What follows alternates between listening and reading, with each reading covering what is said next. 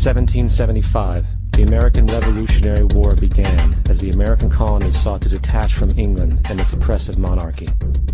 Though many reasons are cited for the revolution, one in particular sticks out as the prime cause: that King George III of England outlawed the interest-free, independent currency the colonies were producing and using for themselves, in turn forcing them to borrow money from the Central Bank of England at interest, immediately putting the colonies into debt.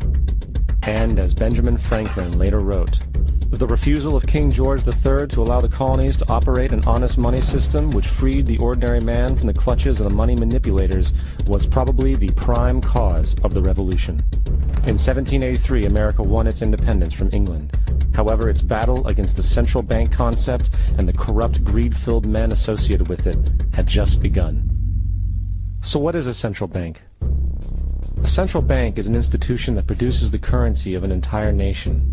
Based on historical precedent, two specific powers are inherent in central banking practice: the control of interest rates and the control of the money supply, or inflation. The central bank does not simply supply a government's economy with money, it loans it to them at interest. Then, through the use of increasing and decreasing the supply of money, the central bank regulates the value of the currency being issued. It is critical to understand that the entire structure of this system can only produce one thing in the long run: debt. It doesn't take a lot of ingenuity to figure this scam out. For every single dollar produced by the central bank is loaned at interest. That means every single dollar produced is actually the dollar plus a certain percent of debt based on that dollar.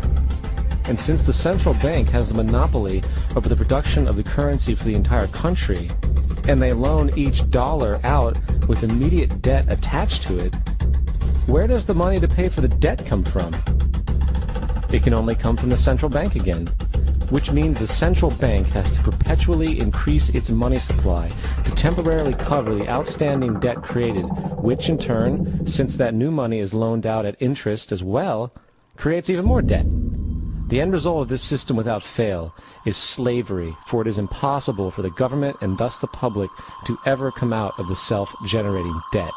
The founding fathers of this country were well aware of this.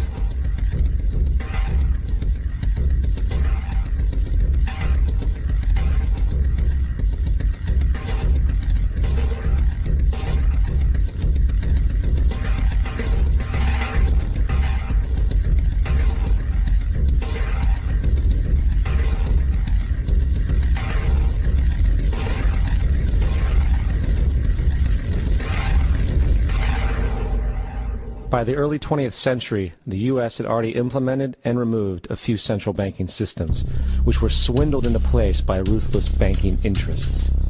At this time, the dominant families in the banking and business world were the Rockefellers, the Morgans, the Warburgs, the Rothschilds. And in the early 1900s, they sought to push, once again, legislation to create another central bank. However, they knew the government and public were very weary of such an institution, so they needed to create an incident to affect public opinion. So, J.P. Morgan, publicly considered a financial luminary at the time, exploited his mass influence by publishing rumors that a prominent bank in New York was insolvent or bankrupt. Morgan knew this would cause mass hysteria, which would affect other banks as well. And it did. The public, in fear of losing their deposits, immediately began mass withdrawals. Consequently, the banks were forced to call in their loans, causing the recipients to sell their property, and thus a spiral of bankruptcies, repossessions, and turmoil emerged. Putting the pieces together a few years later, Frederick Allen of Life magazine wrote, "The Morgan interests took advantage to precipitate the panic, guiding it shrewdly as it progressed." Unaware of the fraud, the Panic of 1907 led to a congressional investigation headed by Senator Nelson Aldrich, who had intimate ties to the banking cartels and later became part of the Rockefeller family through marriage. The commission, led by Aldrich, recommended a central bank should be implemented so a panic like 1907 could never happen again. This was the spark the international bankers needed to initiate their plan.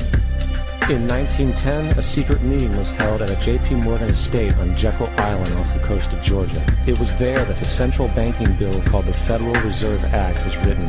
This legislation was written by bankers, not lawmakers. This meeting was so secretive, so concealed from government and public knowledge, that the 10 or so figures who attended were told they could only use their first names in addressing each other. After this bill was constructed, it was then handed over to their political frontman, Senator Nelson Aldrich, to push through Congress. And in 1913, with heavy political sponsorship by the bankers, Woodrow Wilson became president, having already agreed to sign the Federal Reserve Act in exchange for campaign support. And 2 days before Christmas, when most of Congress was at home with their families, the Federal Reserve Act was voted in, and Wilson in turn made it law. Years later, Woodrow Wilson wrote, in regret,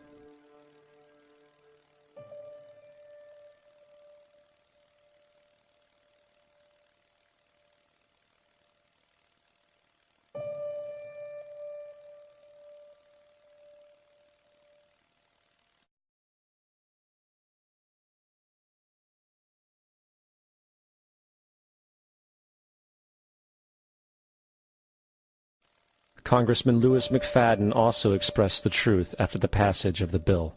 A world banking system was being set up here, a superstate controlled by international bankers, acting together to enslave the world for their own pleasure. The Fed has usurped the government. Now, the public was told that the Federal Reserve System was an economic stabilizer, and inflation and economic crises were a thing of the past. Well, as history has shown, nothing is further from the truth. The fact is, the international bankers now had a streamlined machine to expand their personal ambitions. It's alive! It's alive! It's alive! For example, from 1914 to 1919, the Fed increased the money supply by nearly 100%, resulting in extensive loans to small banks and the public. Then, in 1920, the Fed called in mass percentages of the outstanding money supply, thus resulting in the supporting banks having to call in huge numbers of loans, and, just like 1907, bank runs, bankruptcy, and collapse occurred. Over 5,400 competitive banks outside of the Federal Reserve System collapsed, further consolidating the monopoly of a small group of